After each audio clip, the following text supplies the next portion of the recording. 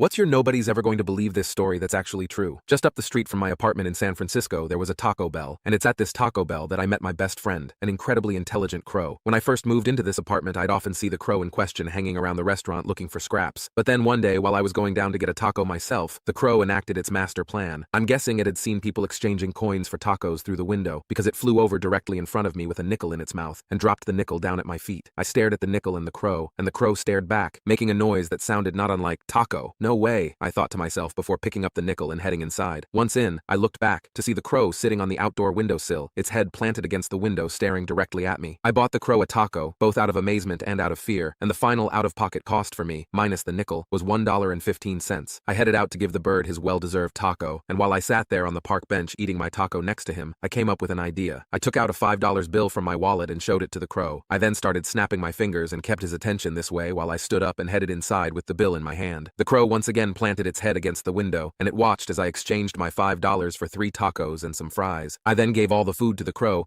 and did my best to explain that if it brought me these dollar bills, I'd get food for it all the time. Well, the crow seemingly understood me, because just a few days later, it came to me with $5 in its mouth. I bought it 2 tacos and kept the change. I lived in that apartment for a few years after that, and every now and again, sometimes more than once a week, the crow would come to me with bills in its mouth for me to buy it food. It wouldn't only be $5 bills either, sometimes 10s, 20s, and on 2 occasions it even brought me 100. I actually had a jar at home where I kept all the profit the crow had made me, and by the time I was moving out, I had amassed $1,253.35.